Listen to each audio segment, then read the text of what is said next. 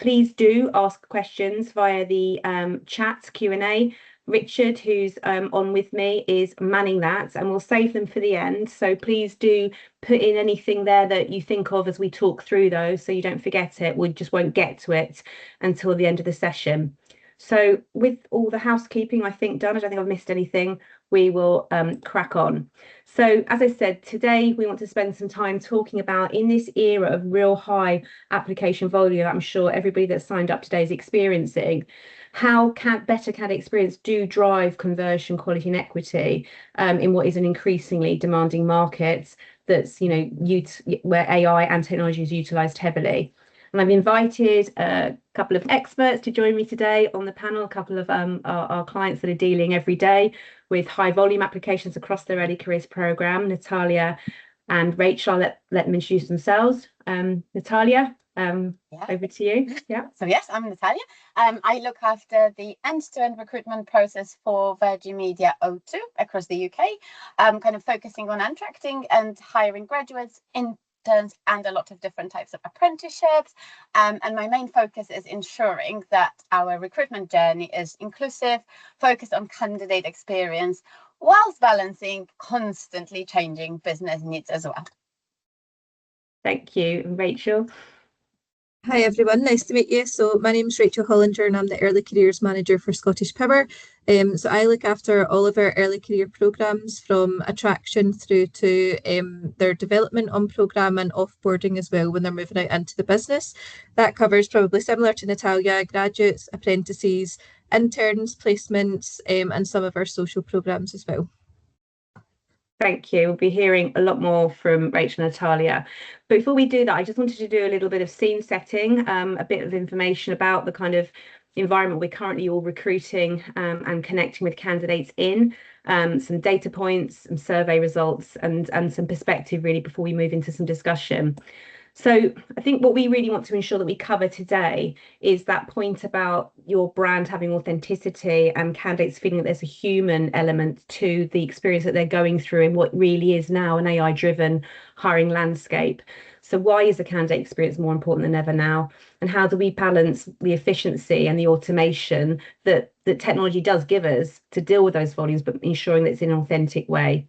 And really what human first hiring now looks like in today's market. And we hope that what you'll take away from today is some practical ways to enhance candidate engagement as we move into the next cycle of recruitment. Many of us are just coming to the end of assessment centres, offers are being made.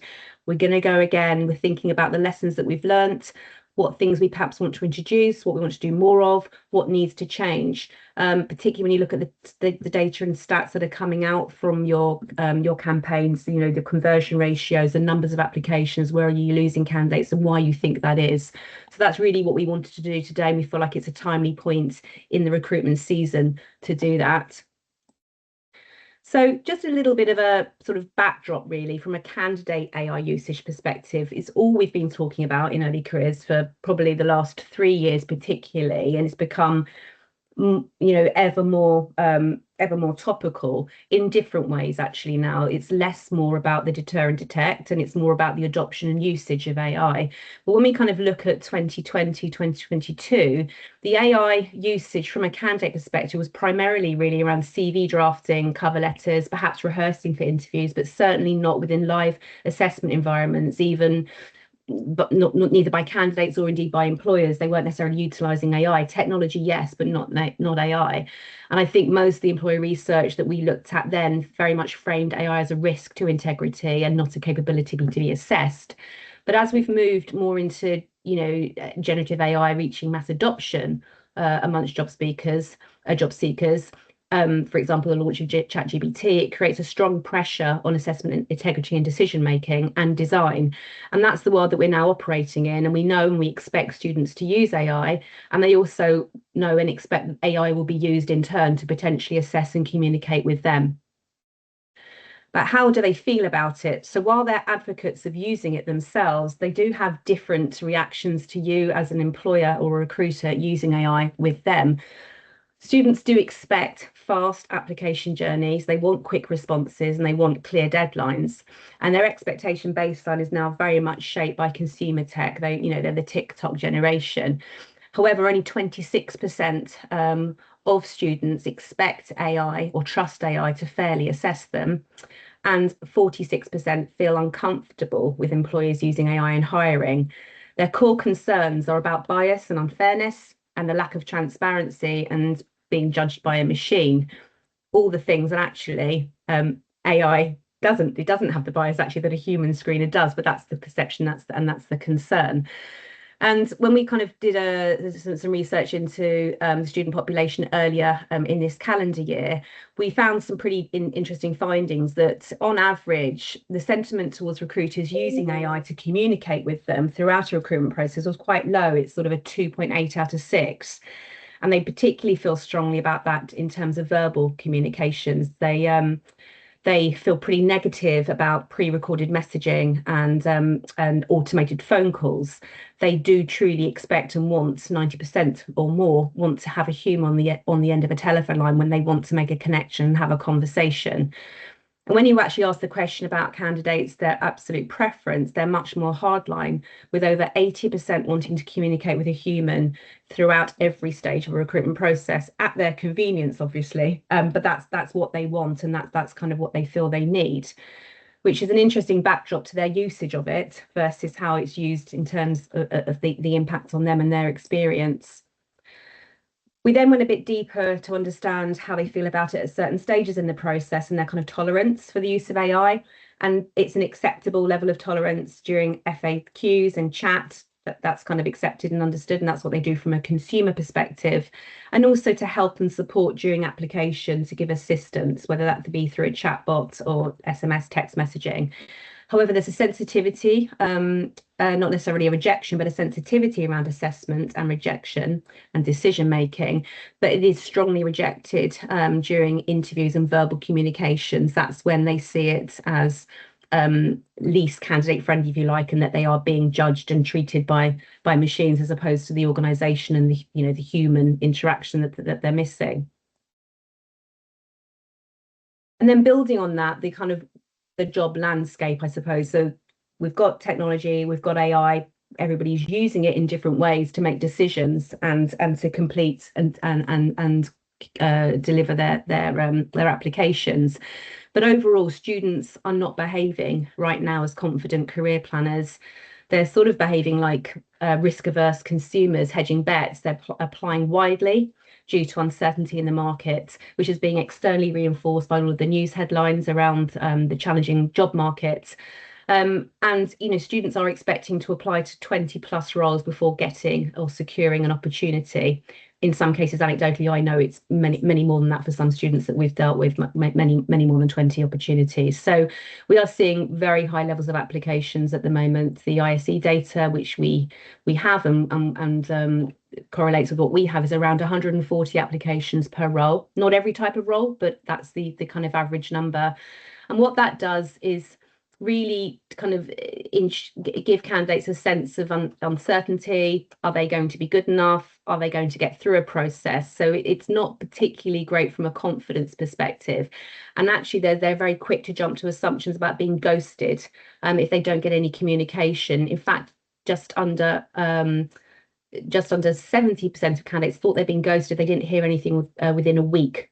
So their kind of net emotional state, if you like, is one of feeling unsure how to succeed in a process, undervalued potentially, and overwhelmed with the market that's out there and what they need to do to be seen and to get through a process. Some of the stats and data that you can see here on the slide is where candidates struggle to understand if they fit, they will turn their back on that application and move to one that's easy to understand, particularly around the salary transparency. And 60% abandon applications due to length or complexity if they feel there's unnecessary hurdles or friction in that process to get through. Where they're not getting feedback, they feel discouraged, they don't understand where they need to go. But 70% of candidates that do get feedback then view that employer very positively, even if it's just a little bit of feedback to help them in their kind of future application journey with other organisations, or indeed with you again if they tried again. And then we've talked again about the high levels of volumes, applications, and the kind of pessimistic viewpoint that they have about the job market. Sort of more than 65% are concerned and worried about their future opportunity to succeed in applying in this market. So what we get really then is an emerging candidate mindset where they feel that they're putting in high effort but with low confidence. Lots of applications going out, not confident on the return on their investment. They are very much digitally empowered, but they are skeptical about the use of technology back on them. And they're very much volume driven rather than being brand loyal, rather than identifying one or two or a handful of organizations they really want to work for. They are going for a lot of applications and expecting a consumer grade experience because they're from the generation that expect that immediate feedback, fix, information that they need.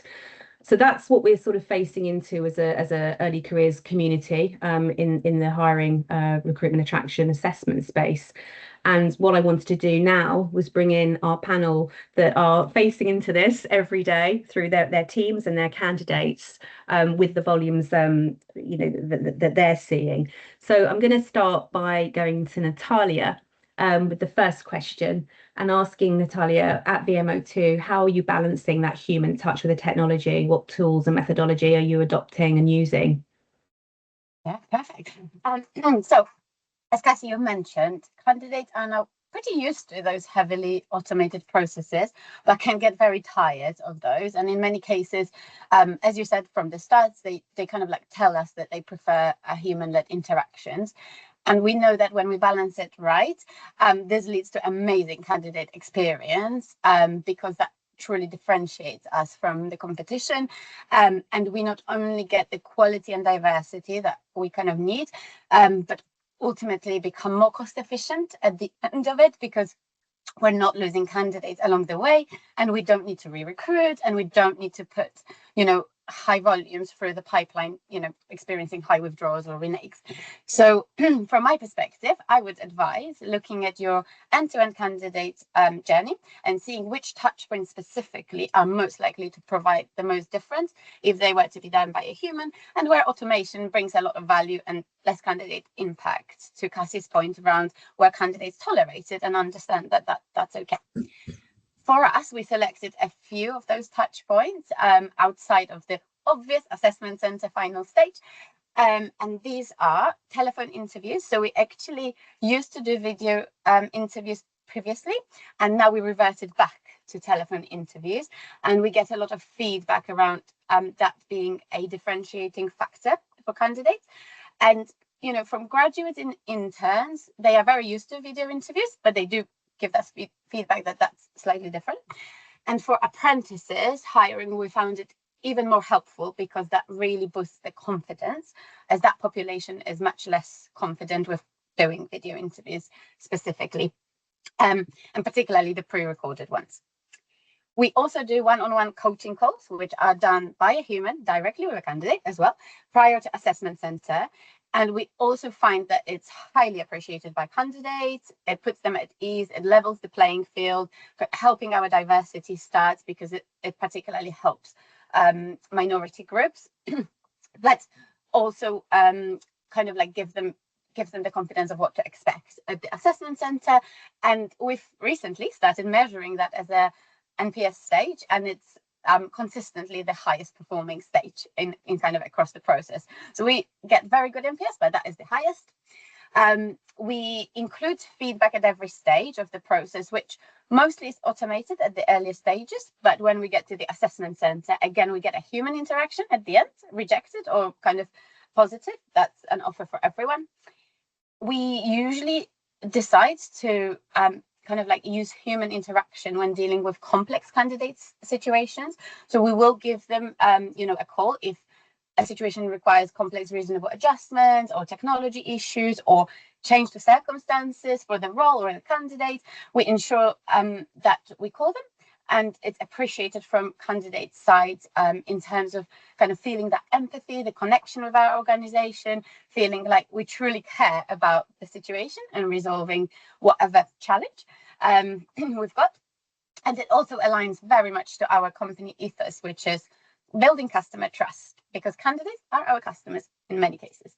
And if you don't have, a lot of budget for some of these kind of points, even small changes can make a big impact. For example, when we send emails from our mailbox, when they are done by a human, we make sure that we put a name underneath so the candidate really knows that it is a real person at the end of that email, as an example.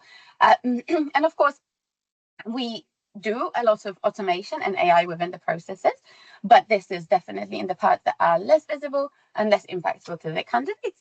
And then we use those efficiencies to reinvest in the most impactful human touch.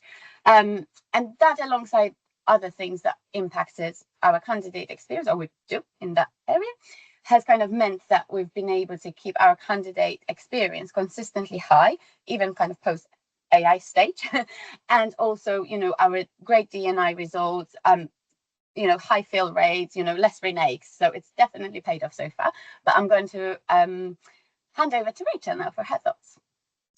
Thanks very much, Natalia. So, I mean, to be honest, we are fairly similar, probably to a lot of organisations, that we deal with such high volumes of applications at the beginning that it's really difficult to keep that human touch consistent throughout the whole process. For ourselves, our team is quite small, which I imagine most early careers teams are across the UK. We do try to build up interestingly, Cassie, you mentioned like candidates aren't necessarily brand loyal. That's what we've been trying to do for the last couple of years, is build a really strong brand within the energy sector specifically.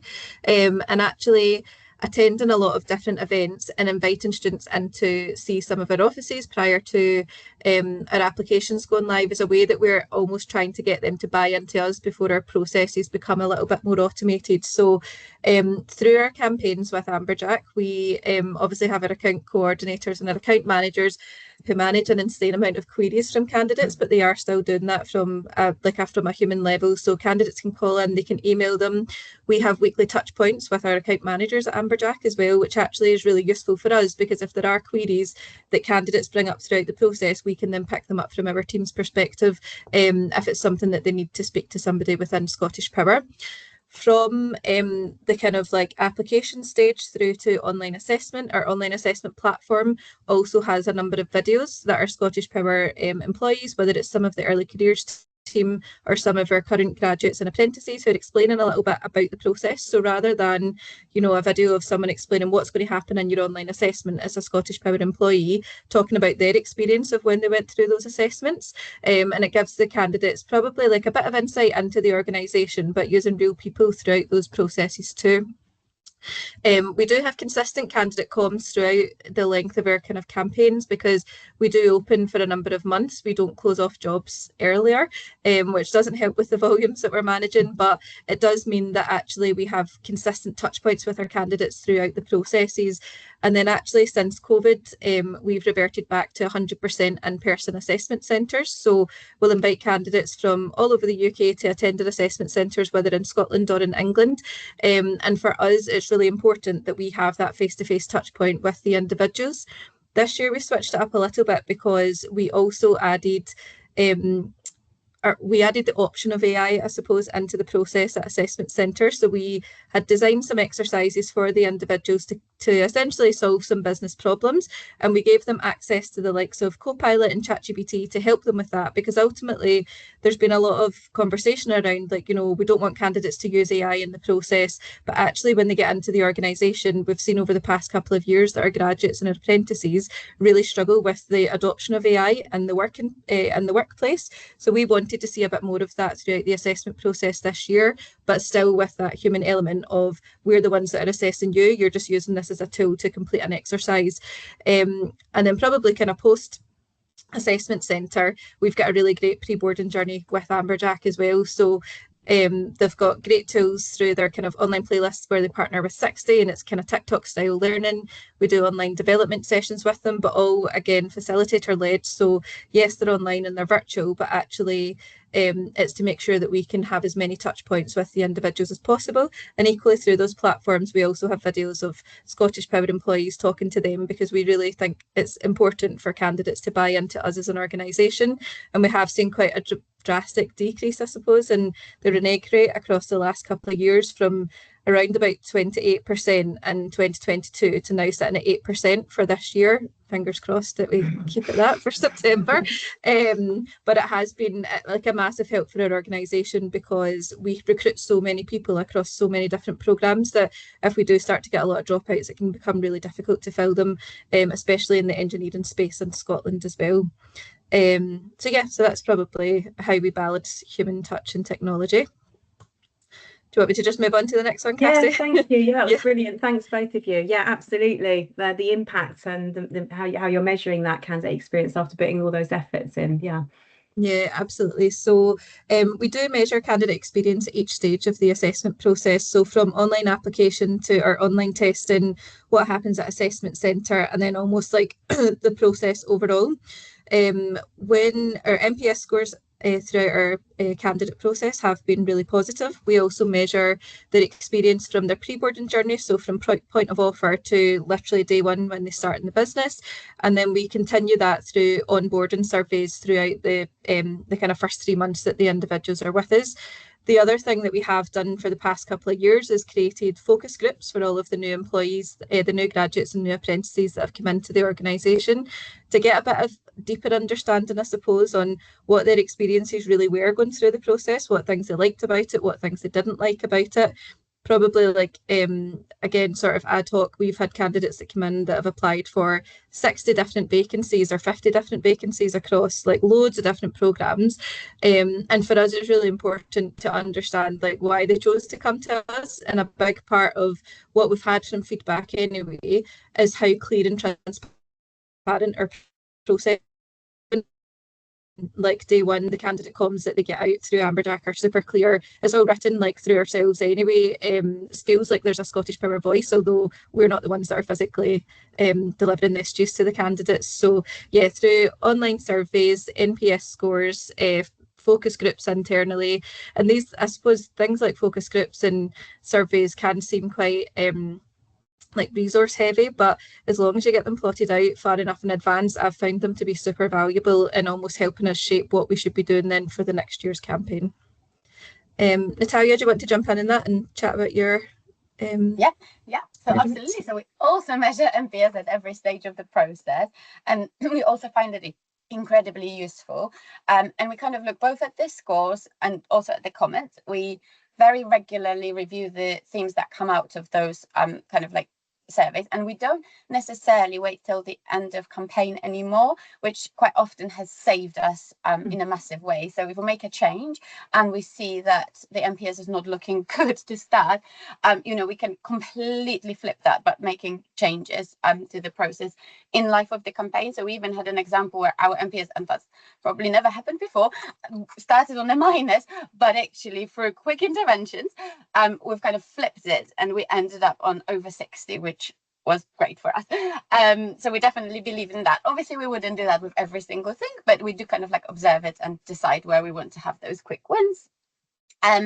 We also look at other kind of indicators other than the NPS. So things like, retakes and withdrawals. If we see that, we suddenly have a little bit more of a dropout at a certain stage of the process, we kind of look at whether there are any differences between different groups of candidates and whether we are seeing any trends in terms of, acceptances or retakes. And sometimes candidates will not tell us, even though we do run a withdrawal survey. So we get certain completion rates, and we get a lot of good insights from that. But even those that choose not to complete that survey, we can kind of work out from the data where we need to put a bit more attention to as well. And that has definitely helped us, like for Rachel, kind of to minimize retakes and withdrawals proactively. We also do look at the D&I overlay of, NPS, of the retakes, withdrawals, of pass rates and things like that throughout the candidate's journey, again, to see if at any point anyone is kind of dropping out at a higher rate. And again, we kind of like can counteract any issues that we might find along the way. And obviously the agile part comes from treating candidate experience as something we continuously improve rather than something we measure once a year, like I said, or even, if last year was great, we assume next year will be great. We kind of proactively look at what the challenges might be and kind of continuously improve to keep up with the market and with the challenge that we anticipate as well, which works really great. And sometimes, relatively small changes, such as providing, additional information on a topic that people have talked about, can have really significant impact. And that's obviously created a bit of a continuous improvement culture in our team, which has helped us stay relevant in the market from our side. So I'm going to cover the next one as well, which is how do you ensure you keep the authenticity and culture of your company present? That's a big one, Cassie. I think it is, isn't it? Because there's so much, because it's such a crowded marketplace in terms of the candidate application activity. So how do you stand out? How do you make people buy into you and believe in you and want to work for you? Yes. So I think for us, it's about making sure that candidates experience VMO2 rather than just kind of hear about it or read about it. So, it's very, easy, maybe not very easy, but reasonably easy to create attraction materials that talk about the culture and the values. But candidates really only form their opinions once they've interacted with people throughout the process. So one of the ways that we do this is by ensuring candidates have plenty of opportunity to engage with real employees, and that could be ambassadors, that could be assessors, that could be hiring managers, and in a lot of cases we try and engage our members of the existing community, so existing apprentices, grads, interns in that as well, so they can find out what it is really like to work here. We also make sure that the way we run the process really reflects the values that we talk about. So it's all kind of consistent. So for example, like I talked a little bit about, if something was to go wrong or a candidate has a complex situation, we often choose to have a direct conversation which reflects our values of brave, real, and together in the organization. So it's all kind of consistent. And we do tend to kind of aim to have transparency in everything we possibly can. So, Rachel and Cassie talked a little bit about that, but expectations about timelines and getting feedback wherever possible. Candidates, like Cassie said, still till this day sometimes talk about the fact that they've applied for a job and not heard back regarding the outcome. And they don't expect us to, they know there is a lot of competition, so they don't expect to get the job, but they do expect the honesty and consistency and timely communication. So obviously the gold standard is to provide feedback at every stage and the reasoning behind your decision and the decision, but even a simple email to just confirm the outcome already makes a big difference to candidates. And we do this at every stage of the process, and kind of in the initial stages it's more automated, but as we go through, we make that feedback more valuable to the candidates with a bit more detail, more thought, and at the end it's a proper call, so they feel like that reflects the time they are putting into our process as well. And then we are also very transparent with things like salary and salary progression. So I think salaries is probably kind of common across employees, at least in the early career space, but the progression that they can expect after this scheme is the one that a lot of people comment on and say that they've not really seen that before, which is great because it gives them where they can get to as well as what they can get now. And then we are very transparent with realities of each opportunity. So where we have jobs like a field technician, we are very clear that it will require getting out and about. It will require a lot of challenging conversations with customers just to make sure that that fit is right as well. And I think that topic generally is increasingly kind of more important in the AI-driven world. So yeah. Thank you.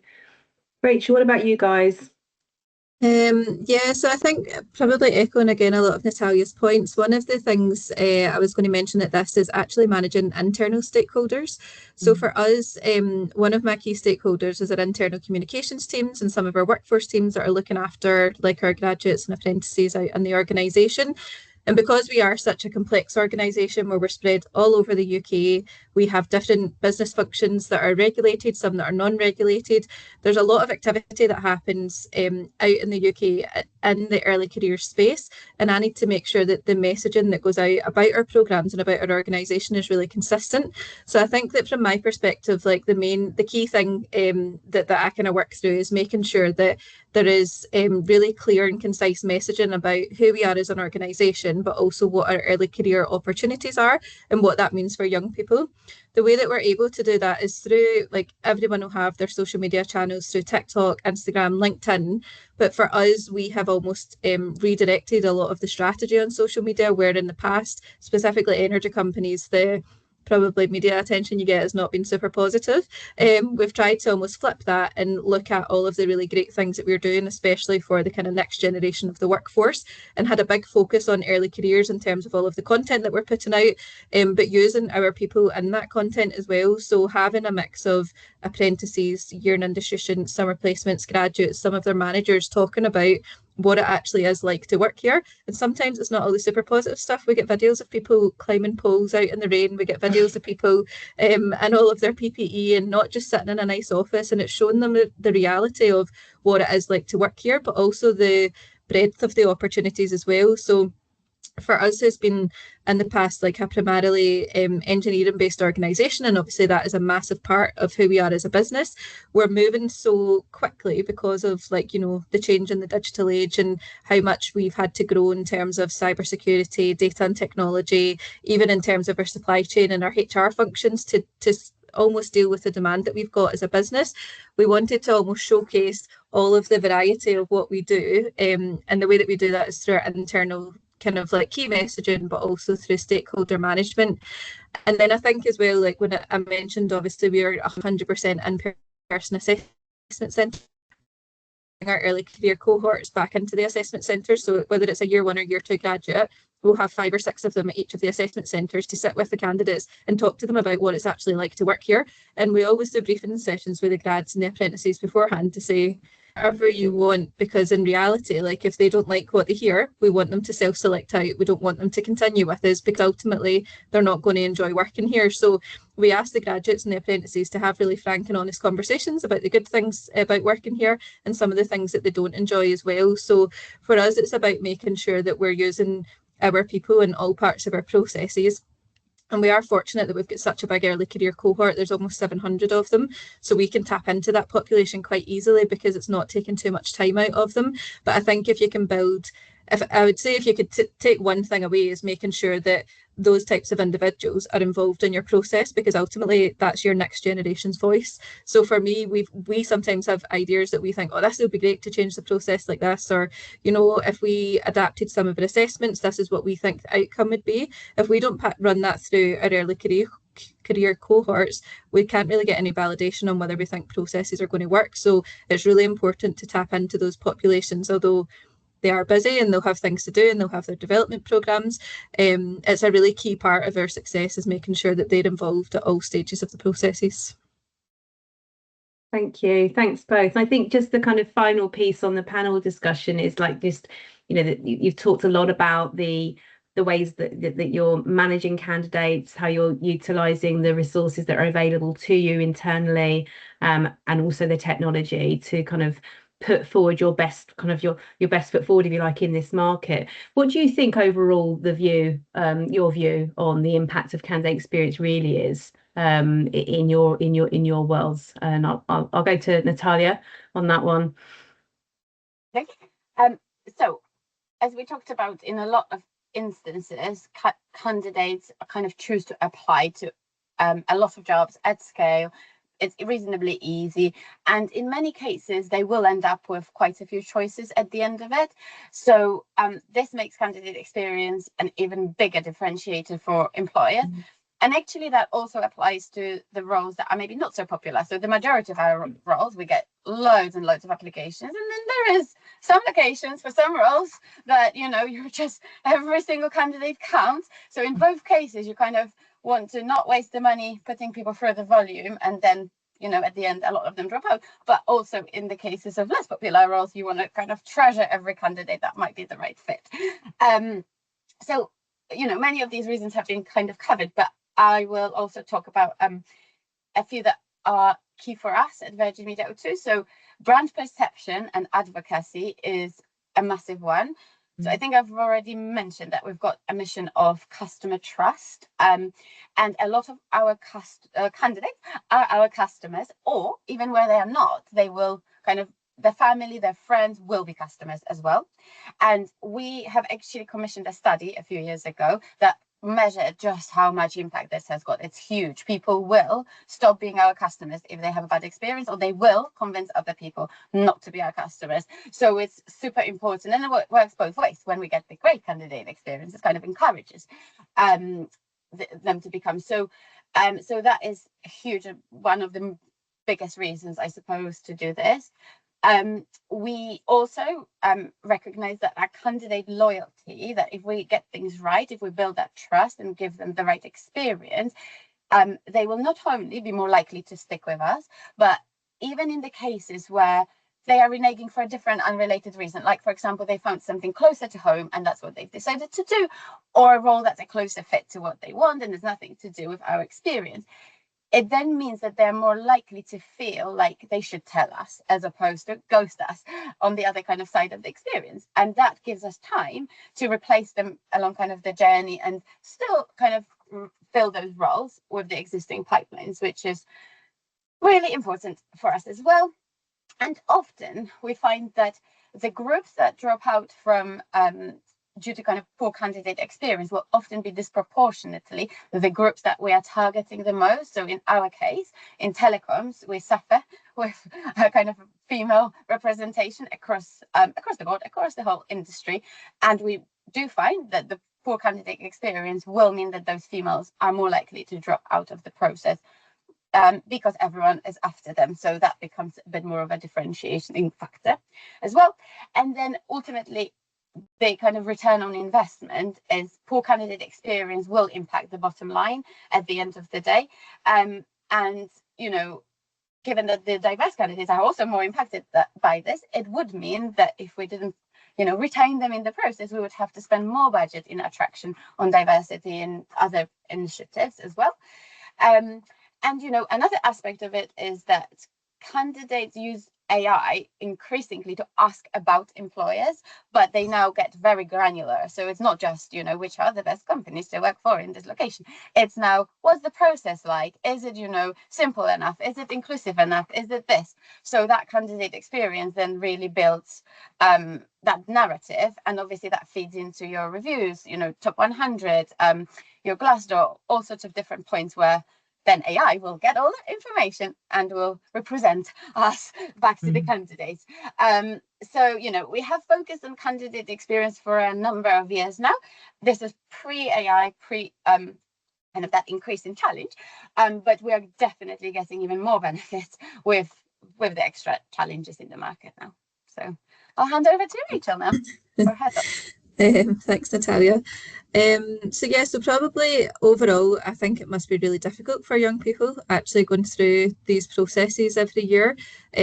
With all of the stuff out in the media, like it's almost like scaremongering them that there's no jobs, that they don't have the skill sets, people aren't work ready, when actually, like, for us, we're looking at the next generation of people and determining that we're going to need to make them work ready, because how can they get to that point until they're physically unemployment? So for me, I think throughout our full candidate experience, it is about almost nurturing the talent from point of application right through to start date on day one. And like I've mentioned before, like a big chunk of that is through our pre-boarding journey and making sure that they feel like we're there to support them throughout that full journey, because it's so challenging for young people just now with the volumes of applications, with the way that AI has changed how people can apply into jobs as well. And for us, there's a bit of a disconnect probably between education and employers in terms of what we should and shouldn't be doing with AI, and actually using it in a professional environment rather than using it to get through a recruitment process is probably the right thing to do. But almost a lot of the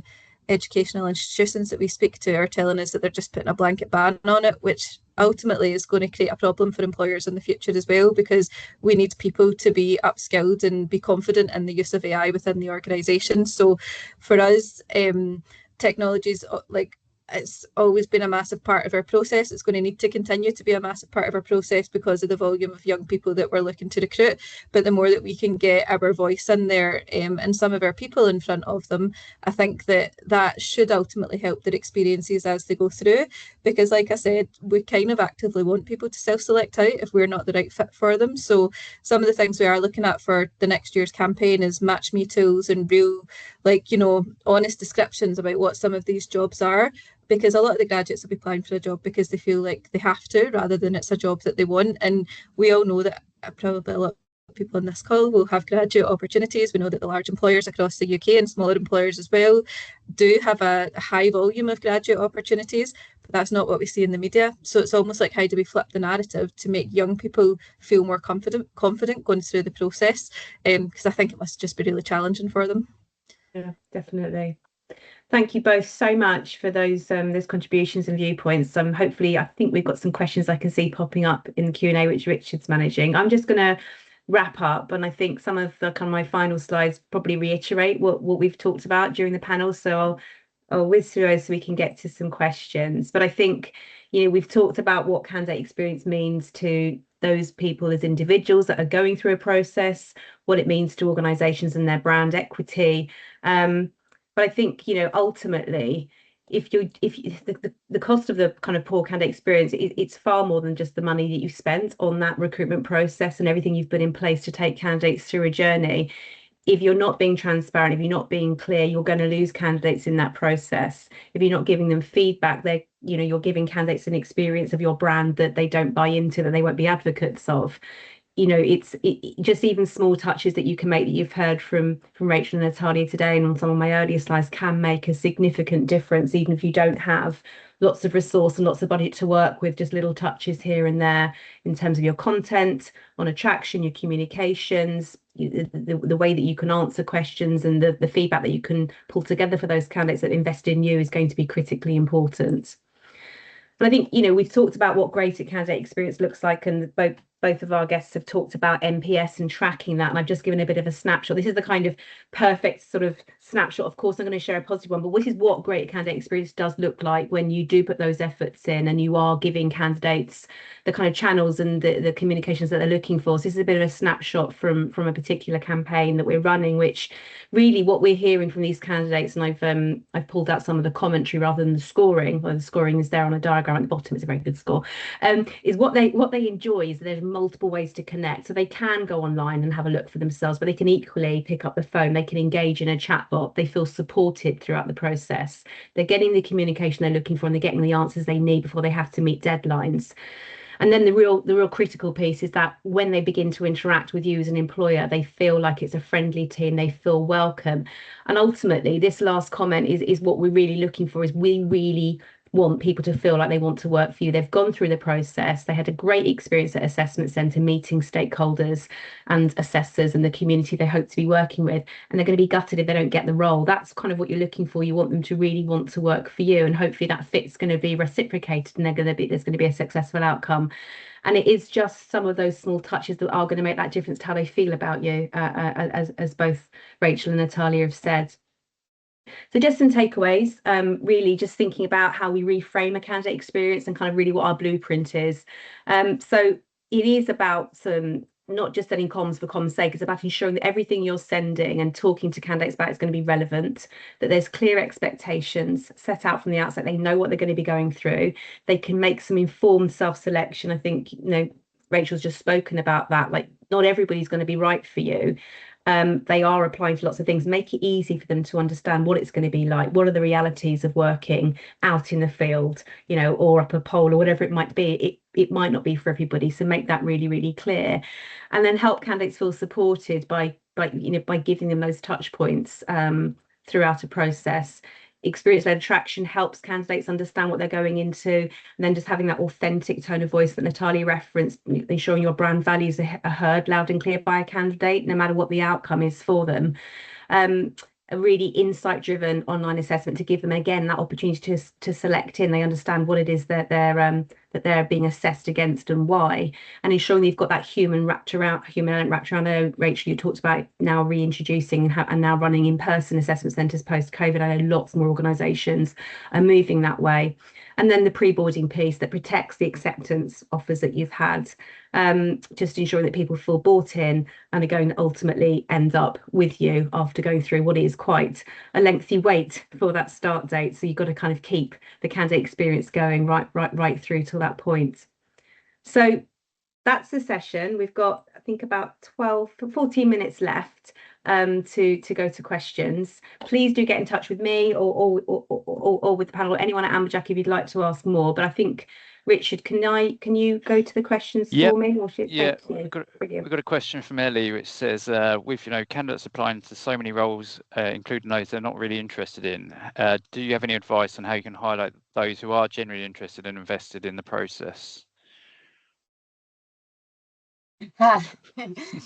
Oh, you want to go, Rachel, first? I saw you unmuted, sorry. Yeah, no, that's fine. So one of the things that we did through a couple of our roles this year, not all of them, was we sent out almost follow-up questions to a number of candidates to determine why they were interested in some of the positions. We didn't do that across all of our vacancies because some of them, like our business management roles, for example, were inundated with applications. Like we might have 4 or 5 jobs and have 1,500 applications for them. So for some of those types of roles, we do like to kind of whittle them down to the people that are the most interested. And actually what we tend to find is people that engage throughout the process are the ones that are usually invested in the company. So we... Again, it's an additional step you're adding in. The only thing that we wouldn't want to necessarily do that across all roles, because if candidates feel like they've got additional steps to take in the application process, that might deter them as well. So it's almost trying to make sure that they have touch points with us, but not overloaded with information or tasks to do as well. And then equally within our kind of online assessment platform, there's multiple kind of steps that they need to go through to understand the organisation before they actually get to take part in the online assessment. So we do see quite a high percentage of our initial applications taking part in online assessment, but I think this year it was maybe like 65%, which is pretty high, but it did mean that we lost that kind of initial 35% as well. So yeah, that's a couple of things that we do. And I think from our side, interestingly, I will credit that to those things we do, but you never know. But we have not actually seen that much of an increase of applications due to AI. We kind of always got a lot of applications. We were always super popular. So we've invested in time in kind of making those applications more fit for purpose and making sure that's the right types of candidate.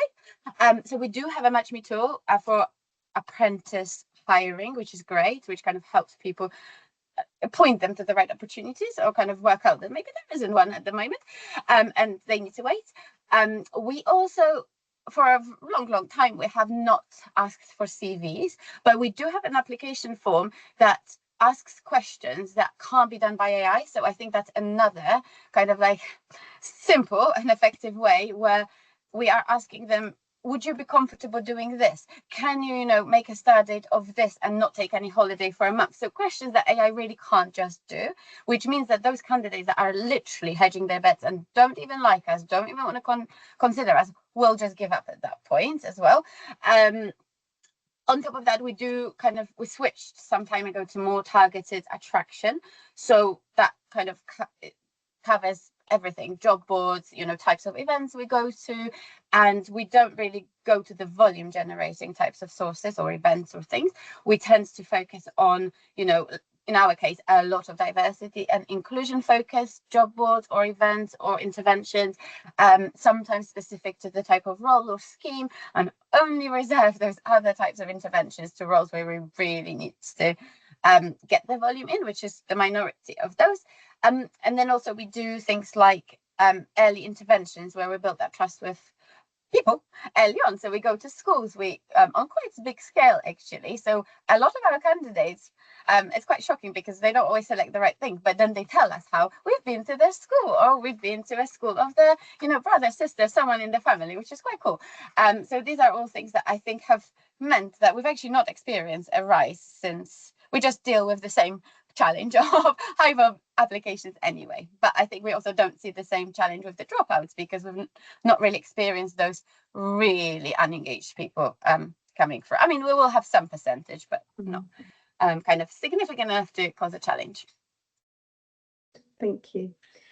Cool. Another question. We're currently seeing a lot of organisations moving back away from digital assessment centres and back to the old style face-to-face ones. Why do you think that is, and what are your thoughts in terms of yourselves doing that? So I can talk to that, because we have done that basically from COVID. For us, it was a conversation again that we had internally with some of our key stakeholders, and Scottish Power is a historical business, so we definitely have people in the organisation that are used to doing things a certain way, and that's the way that they want to continue them. But actually, I think for us, it's been really important, because it's meant that the candidates do tend to get a better sense of who we are as an organisation. For some of the roles that we've got, there are practical elements to the assessment, so they do need to come in and see us. But even for like all the roles in our digital space, where typically these people will be sitting behind a computer for the bulk of the job that they'll be doing, we still ask them to come in, because we do want to almost get a bit of a feel for the candidate, as well as them getting a bit of a feel for us. We want them to see the office, we want them to get excited about the prospects of where they could potentially be working. We want to get them to feel a wee bit of the buzz about the office as well. So for us, don't get me wrong, it's obviously resource intensive, because when you're doing all of these assessment centres and they're all in person and you're high in volume, it's a logistical nightmare, as I'm sure most people will know.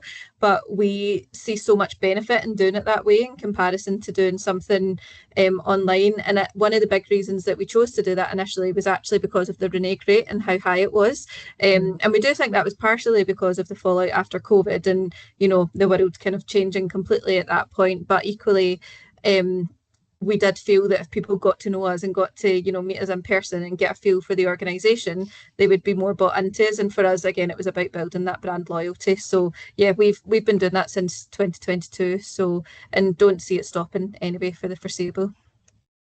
Yeah, so we are in a slightly different stage. So for this kind of recruitment campaign, we're still remained virtual. And that was predominantly because kind of for a while, this still came out as candidate preference because of accessibility, because of kind of like ability to travel.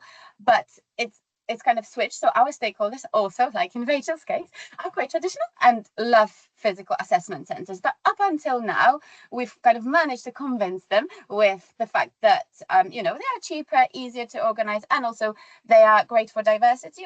We have actually noticed in the past that we sometimes have women and people from lower socioeconomic backgrounds drop out at a higher rate from, you know, physical versus virtual. So that's been kind of a reason why we've waited until now. But our stakeholders have increasingly kind of challenged us on the fact that as much as our assessment centres are as kind of like AI embracing and resilient to misuse, I suppose, it's with the kind of pace of change, it's impossible to fully kind of strike that balance and be able to advise them on how to assess the person who uses it more obviously and the other one that uses it less obviously and all that sort of stuff. So there is that kind of like AI resilience piece, but also we found that more and more of stakeholders have now wanted that, and we found that candidates are now obviously also saying that they much prefer that. So we're going with the customer kind of voice plus the better, you know, counterbalance to having something that isn't dependent on AI as much as we are embracing it as an organization, over that kind of slightly cheaper, you know, less resource intense, I suppose. But it's only just been signed off yesterday, so it's very hot off the press now. Looking forward to that logistical planning. Yes, Cassie. It'll be fun. Thank you. We just got one more, if we've got time, from Lucy. Is there an application assessment platform you'd recommend for STEM roles? From an attraction perspective, is Lucy asking that when she asks about application?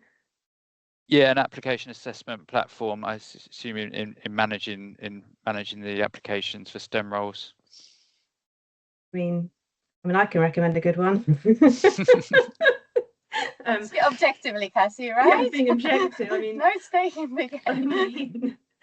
I mean, we do have you know, Amberjack has an assessment, a candidate assessment ATS platform that takes a candidate through application right through, which works for any type of role, and obviously both of these organisations here are on it and are recruiting in STEM. I wonder whether you meant I wonder whether you meant attraction. Actually, I think maybe I'm not sure if you meant, is there somewhere that you guys are going to source candidates from? I can also add a bit of a perspective, kind of regardless which side of it, is more that we have predominantly STEM roles. Some hardcore, some less hardcore, but predominantly that. Very kind of rarely do we get other side, but we don't typically anymore go for kind of anything that's, from attraction perspective, really STEM focused, because we find that then we get kind of like disproportionate amount of kind of, again, less diverse candidates, because typically that's quite male heavy populations that will sign up to those. So we find better success kind of going into you know, broader, so I suppose, sources that are more diversity friendly, or you know, kind of a bit broader, and fishing out and assessing those candidates in the right way throughout the process. But I would also say that even within our assessment journey, we will usually use the same assessment process. So we use strength-based methodology, and completely about strength-based and potential, no experience, you know, no kind of competencies. And we would typically, for tech kind of roles, we would typically just add a variation of kind of like towards STEM, as opposed to it being super STEM and only STEM focused, because we find that the most successful people in our business, yes, absolutely, they have to have tech affinity, you know, digital kind of awareness, digital kind of fluency, but they need a lot of other things to be successful, you know, that are far more kind of generic than that. So I hope that helps without specific platforms, as Cassie would kill me if I started listing all the other, you know. Take that offline, please, Natalia. I would never be invited again. Do feel free, Lucy, to drop Cassie an email with the email address that's on the screen there with your requirements, and we can discuss it further, or reply to the follow-up email that will go to you tomorrow morning, and we can discuss, because attraction is something we offer too as well. So do get in touch. Well, there we go. We just got 55 seconds left according to my watch, so we'll wrap up. I want to say thank you to Rachel and Natalia again for their time, and for all of you for